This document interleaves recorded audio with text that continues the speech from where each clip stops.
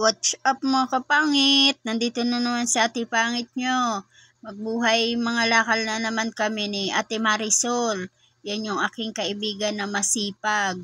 Gabi-gabi po yan nangangalakal. Pag wala po akong duty, sinasamahan ko siya kasi yun lang yung maitulong ko sa kanya. Ang magpulot kami ng basura, ng mga karton, lata, plastic, buti, bakal, kahan ng sigarilyo, yan po. Pera po yan. Hindi dapat ikahiya yung pagiging isang mangangalakal dahil ang pera ay nasa basura. Minsan nakakakuha kami ng TV, mga tsinelas, sari-sari po. Kahit may mga pagkain, hindi pa expired, kinukuha namin, binibigay din namin sa mga gusto. Yon.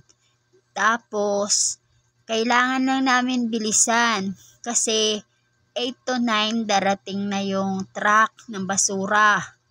Kunin na nila yung basura. Kailangan mailagay namin sa sako na yung aming mga napulot na mga kalakal para pagdating ng truck, hindi na kami hirap. Masipag po yan yung aking kasama, si Ate Marisol. Kaibigan ko po yan, mabait. May asawa siya pero wala siyang anak. Yung trabaho niya pag gabi, ganyan kaming dalawa nangangalakal. Pag umaga naman, doon siya sa palengke, naghuhugas, nagpapaupa sa palengke, naghuhugas ng mga dapat hugasan na malagay ng mga isda sa palengke. Ganyan po siya. Pag gabi naman, yan. Pupuntahan na naman niya ako. Mangangalakal na naman kaming dalawa.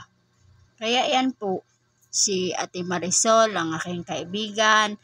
Yan, may pambili na siya ng bigas bukas.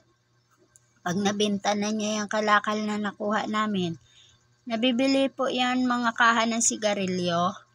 Yung mga liter, ay meron po dyan na mga nakasulat na number. Yon. Nabibili po yon. Tapos, piso isa. Pero hindi po lahat ng sigarilyo. Mayroon lang sigarilyo na yung pwedeng ibenta. Tapos yung balot po ng balot ng mga Coke, yun may mga number din, yun pwede din yun, nabibili din yun. Pero kami buti,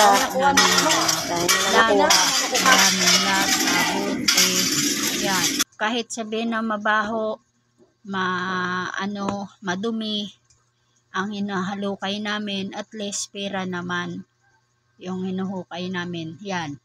Lalagay na namin sa sako yung mga nakuha namin, mga lata, bote ng Coke, C2, yung mga nakuha namin. Kailangan na namin ayusin yung aming mga nadampot, mga karton, kasi magnanay na, darating na yung truck.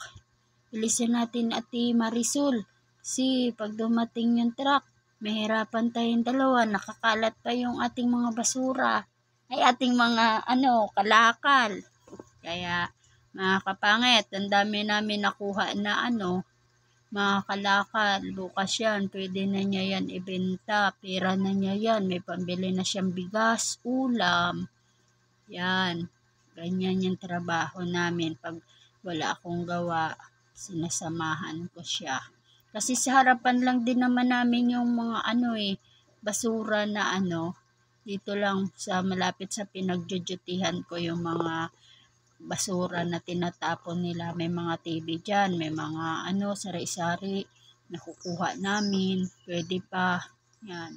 Bilisan natin. Yan may mga karton kaming nakuha. Yan. Bukas yan. Pera na niya yan. Mga karton, lata, bakal. Yan.